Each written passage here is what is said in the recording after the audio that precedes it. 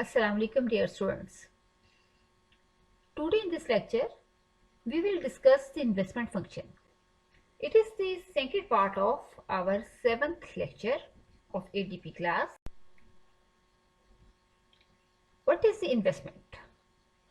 First of all, we will define investment. According to Professor Dudley Dillard, the most comprehensive definition of investment by Professor Dudley Dillard, investment is the addition to the existing stock of real capital assets, such as the construction of new factories, new office buildings, transportation facilities, and addition to inventories.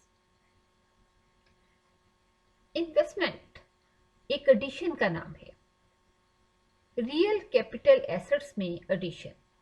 Real capital assets का existing stock जब भी उसमें कोई addition हो तो ये investment कहलाता है. हम जानते ही हैं कि कैपिटल 4 फैक्टर्स ऑफ प्रोडक्शन का एक अहम फैक्टर ऑफ प्रोडक्शन है. और कैपिटल से मुराद है man made factor of production. इंसान ने नेचुरल फैक्टर्स ऑफ प्रोडक्शन जैसे कि लैंड उसमें को मॉडिफाई करके अपनी मेहनत से कैपिटल बनाया है. कैपिटल से मुराद है machinery, tools, plants, productive plants, factories, ये सब के सब कैपिटल कहलाता है. इन्वेस्टमेंट से मुराद ये है कि रियल कैपिटल का जो एग्जिस्टिंग स्टॉक है इसमें कुछ इजाफा, कोई नई चीज, such as the construction of new factories or new offices buildings. In the same way, the new transport facilitations. आप देखिए कि हम मुसलसल लफ्ज न्यू रिपीट करें क्योंकि इससे मुराद है कि हमारे पास जितना भी कैपिटल स्टॉक पहले एग्जिस्ट कर रहा है उसमें जब नया इजाफा हो, नई फैक्ट्रीज हों, नई ऑफिसर बिल्डिंग्स हों, ट्रांसपोर्टेशन की नई फैसिलिटीज हों, न्यू इन्वेंट्रीज हों, ये सब की सब जो हैं ये हमारी इन्वेस्टमेंट के जुमरे में फॉल करते हैं. There are 2 important types of investment: autonomous investment, induced investment. जिस इन्वेस्टमेंट से मुराद ये हुई कि जब भी हम गुड्स एंड सर्विसेज को प्रोड्यूस करने के लिए हम नई फैक्ट्रीज लगाएंगे, नए प्लांट्स लगाएंगे, या अपनी जो है प्लांट के अंदर नई मशीनरी जो है वो इंस्टॉल करेंगे, या किसी मशीन के अंदर जो है वो न्यू टूल्स में पुर्जे लगाएंगे, सब के सब जो है वो इन्वेस्टमेंट में कैटेगरी में फॉल करते हैं. इसकी जो 2 इंपॉर्टेंट टाइप्स हैं इसमें फर्स्ट है ऑटोनोमस इन्वेस्टमेंट, ऐसी इन्वेस्टमेंट जो इनकम से मुतासर नहीं होती, और इंड्यूस्ड इन्वेस्टमेंट ऐसी इन्वेस्टमेंट जो कि इनकम से इंड्यूसमेंट लेती है, इनकम से तरगीब पाती है. Autonomous investment. If investment does not depend either on income or the market demand, such as investment is called autonomous investment. The autonomous investment is dependent of level of income. इस किस्म की investment आमने से मुतासिर नहीं होती. Autonomous investment ज्यादातर की जाती है न्यू इन्वेंशन से रिलेटेड. जब भी कोई नई इन्वेंशन हो, कोई नई चीज हो जिसमें हम सरमायाकारी करें तो वो सरमायाकारी ऑटोनोमस इन्वेस्टमेंट कहलाती है. जब भी कोई नई शय पैदा की जाती है, जैसे कि फॉर एग्जांपल पहली कंपनी जिसने कंप्यूटर बनाए होंगे तो उसकी इन्वेस्टमेंट जो है वो ऑटोनोमस इन्वेस्टमेंट है, क्योंकि लोग कंप्यूटर के बारे में नहीं जानते थे. उससे पहले कंप्यूटर की कोई भी मार्केट डिमांड मौजूद नहीं ना थी. जब मार्केट डिमांड को सामने रखे बगैर जब इन्वेस्टमेंट की जाती है तो ये ऑटोनोमस इन्वेस्टमेंट कहलाती है. तो पहली कंपनी जिसने कंप्यूटर बनाए, चूंकि कंप्यूटर की मार्केट में कोई भी डिमांड ना थी, फिर भी उसने कंप्यूटर बनाए क्योंकि उसको पता था कि ये एक नई कमोडिटी है, वैल्यूएबल है, इसलिए ये अपनी डिमांड खुद पैदा कर लेगी. इस किस्म की डिमांड ऑटोनोमस इन्वेस्टमेंट कहलाती है. ये आमदनी से मुतासर नहीं होती. आमदनी का कोई भी मयार हो, ये एक ही जगह पर साकिन रहती है. इसको मुतासर करने वाले कुछ दूसरे फैक्टर्स हैं, जैसे रिसर्च और डेवलपमेंट पे खर्च करना, नई नई इन्वेंशन होना, हमारे इस्तेमाल की नई चीजें जो हैं वो इजाद होना, उनमें होने वाली सरमायाकारी ऑटोनोमस इन्वेस्टमेंट कहलाती है. इसका आमदनी से या मार्केट में मौजूद तलब से कोई ताल्लुक नहीं होता. जैसे कि इस शेड्यूल से भी जाहिर है, इनकम लेवल है 100 बिलियन और हमारी ऑटोनोमस इन्वेस्टमेंट कितनी है, जस्ट 40 मिलियन. और इनकम लेवल मुसलसल बढ़ता जा रहा है। जैसे 200 मिलियन पे भी हमारी इन्वेस्टमेंट इनकम के बढ़ने के साथ इन्वेस्टमेंट कतई मुतासिर नहीं हुई, बल्कि वो 40 मिलियन पर ही है। इनकम लेवल मुसलसल इंक्रीज कर रहा है 300, 400, 500, 600 बिलियन, लेकिन ऑटोनोमस इन्वेस्टमेंट वहीं पे खड़ी है 40 बिलियन पर ही है। गोया ऑटोनोमस इन्वेस्टमेंट आमदनी से इंडिपेंडेंट होती है, आमदनी से मुतासिर नहीं।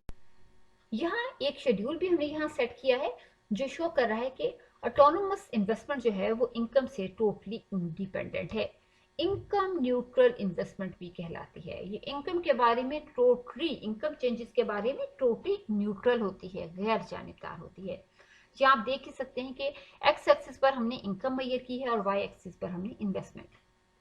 जब इनकम लेवल है ओ वाई नॉट तो इन्वेस्टमेंट लेवल है ओ ए, ठीक है ना। जैसे कि आप ओ ए को फर्ज कर लें कि ये 40 बिलियन है।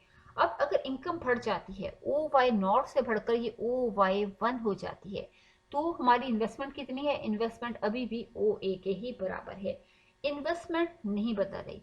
चाहे आप ये दो इस तमाम तर कर्व्स को मिलाएं तो आप देखते हैं कि आपको जो इन्वेस्टमेंट का खत हासिल हो रहा है वो है आई प्राइम। आई प्राइम खत कैसा है? आई प्राइम खत जो है वो इनकम के एक्सिस के बिल्कुल पैरेलल चला गया है। गोया जब इनकम का मेयार ओ वाई नॉट है तब भी हमारी इन्वेस्टमेंट जो है वो ओ ए के ही बराबर है। आप देख रहे हैं कि ये लाइन एग्जैक्ट इस लाइन के बराबर है। इन्वेस्टमेंट कितनी है? ओ ए है। जब इनकम ओ वाई नॉट से बढ़कर डबल हो जाती है, बहुत बढ़ जाती है, ओ वाई नॉट से बढ़कर ओ वाई 1 हो जाती है, तब भी आप देख रहे हैं कि इन्वेस्टमेंट कितनी है? ओ ए के ही बराबर है, ओ ए के बराबर है। अगर आप इन दोनों नुकात को, इस नुक्ते को और इस नुक्ते को मिलाएंगे तो आपको जो कर्व हासिल होगा वो आप देख रहे हैं कि एक पैरेलल लाइन है, एक स्ट्रेट लाइन है जो कि इनकम के बिल्कुल पैरेलल या मुतवाज़ी चली गई है। और ये जो लाइन है जो कि आई प्राइम कहलाती है, ये खत हमारा, ये लाइन जो है वो ऑटोनोमस इन्वेस्टमेंट को जाहिर करेगी, जिसका मतलब है आमदनी ज़ीरो हो, आमदनी ज़्यादा हो या बहुत ज़्यादा हो, लेकिन जो ऑटोनोमस इन्वेस्टमेंट है वो नहीं बदलती, वो मुसलसल ही जो है वो ओ ए ही है, या हमारे शेड्यूल के मुताबिक वो 40 बिलियन ही है। इस खत जो है वो इनकम के एक्सिस के बिल्कुल पैरेलल या मुतवाज़ी है, जिसका मतलब है आमदनी में तब्दीली से ये खर्च जो है वो तब्दील नहीं होता। ये इनकम न्यूट्रल इन्वेस्टमेंट है, ऐसी आमदनी सरमायाकारी है जो कि आमदनी से मुतासर नहीं होती। So autonomous investment is the investment which is independent of income. जबकि induced investment is dependent on the level of income or on the rate of interest rate or on the market demand, and it is called the induced investment. Investment that would respond to a changes in the national income or in the rate of interest rate or the market demand is called induced investment. गोया ऐसी investment जो आमदनी में तब्दीली को, आमदनी में change को रिस्पॉन्ड करे, आमदनी के ज्यादा हो जाने पर ज्यादा और आमदनी के कम हो जाने पर कम हो जाए। गोया ऐसी इन्वेस्टमेंट जो इनकम लेवल पर डिपेंड करती हो, मार्केट डिमांड पर डिपेंड करती हो या रेट ऑफ इंटरेस्ट पर डिपेंड करती हो। जी स्टूडेंट्स, इसके पीछे मैकेनिज्म ये है कि जब एक नेशन की इनकम ज्यादा हो जाती है तो वो गुड्स एंड सर्विसेज की डिमांड को बढ़ा देती है, मार्केट डिमांड बढ़ जाती है। इस बढ़ती हुई मार्केट को, डिमांड को पूरा करने के लिए ज्यादा इन्वेस्टमेंट की जाती है। गोया इन्वेस्टमेंट इनकम से इंड्यूसमेंट लेती है, ज्यादा इनकम पर इंड्यूसमेंट इनकम ज्यादा और कम इनकम पर इंड्यूस्ड इन्वेस्टमेंट कम हो जाती है। जैसा कि आप शेड्यूल में भी देख सकते हैं, जब इनकम हमारी 100 बिलियन है तो ऑटोनोमस इन्वेस्टमेंट, जिस स्टूडेंट्स ये ऑटोनोमस नहीं है, ये इंड्यूस्ड इन्वेस्टमेंट है। ये भी आपको मैं जो नोट्स शेयर करूंगी उसमें ये मैं करेक्शन कर दूंगी, ये इंड्यूस्ड इन्वेस्टमेंट है। यहाँ जो मैंने चेंजेस की थी वो सेव नहीं हो सकी। जी स्टूडेंट्स, ये इंड्यूस्ड इन्वेस्टमेंट है। तो जब इनकम जो है वो हमारी है 100 बिलियन तो इंड्यूस्ड इन्वेस्टमेंट कितनी है? वो 20 बिलियन है। और जब इनकम जो है वो 100 बिलियन से बढ़कर 200 बिलियन हो जाती है तो इस बढ़ती हुई इनकम की वजह से लोग ज्यादा खर्च करते हैं, मार्केट डिमांड बढ़ती है और ज्यादा फाइनेंस भी अवेलेबल होता है, क्योंकि इनकम के बढ़ने पर सेविंग भी ज्यादा हो जाती है, तो इन्वेस्टमेंट लेवल बढ़ता है और वो 20 से बढ़कर 40 बिलियन हो गया। फिर जब इनकम 200 से बढ़कर 300 बिलियन होती है तो हमारी ऑटोनोमस इन्वेस्टमेंट भी 40 से बढ़कर 60 बिलियन हो जाती है। फिर आप देख रहे हैं जैसे जैसे इनकम मुसलसल बढ़ती चली जा रही है, हमारी ऑटोनोमस इन्वेस्टमेंट भी बढ़ती चली जा रही है। ग्राफ अगर उल्टाकर देख लें, अगर हमारी पहली वैल्यू होती 500 बिलियन इनकम पर इन्वेस्टमेंट होती 100 मिलियन, तो आप देख रहे हैं कि जैसे जैसे इनकम जो है वो कम होती चली जा रही है, हमारी ऑटोनोमस इन्वेस्टमेंट भी मुसलसल कम होती चली जाती है। गोया ऐसी इन्वेस्टमेंट है जो इनकम को रिस्पॉन्ड करती है, इनकम पर डिपेंड करती है, इनकम से तरकीब। अगर आप इसका ग्राफ भी देखिए तो यहाँ हमने एक्स एक्सिस पर इनकम को मेजर किया है और वाई एक्सिस पर हमने इन्वेस्टमेंट को मेजर किया है। जब हमारी इनकम का मेयार है ओ वाई नॉट, जैसे आप देख रहे हैं इनकम का मेयार है ओ वाई नॉट, तो इन्वेस्टमेंट कितनी है ओ आई नॉट है, और हमें इन दोनों के कम्बिनेशन से ये पॉइंट हासिल होता है। अब अगर इनकम बढ़ जाती है ओ वाई नॉट से बढ़कर जो है ये हो जाती है ओ वाई वन, इनकम में इतना इजाफा हो जाता है तो हमारी इन्वेस्टमेंट लेवल भी बढ़ जाता है, investment level oh I naught से बढ़कर ओ आई वन हो जाता है। आप देख रहे हैं कि इनकम में इतनी तब्दीली से इन्वेस्टमेंट में भी तब्दीली आ गई, इनकम बढ़ गई तो इन्वेस्टमेंट भी बढ़ गई, और अब हमें इन दोनों के नए इनकम लेवल और नए इन्वेस्टमेंट लेवल से ये पॉइंट हासिल हुआ। इस पॉइंट को और इस पॉइंट को मिलाने से जो है वो हमें जो कर्व हासिल हो रहा है ये है आई आई कर्व। ये इंड्यूस्ड इन्वेस्टमेंट का खत है, ये कर्व शो कर रहा है increase in income means increase in investment. गोया आमदनी में तब्दीली को इन्वेस्टमेंट जो है वो रिस्पॉन्ड कर रही है। ये इंड्यूस्ड इन्वेस्टमेंट का खत है, ये पॉजिटिवली स्लोप खत है, जबकि ऑटोनोमस इन्वेस्टमेंट का हम खत जानते हैं कि वो एक हमारे सामने एक इनकम के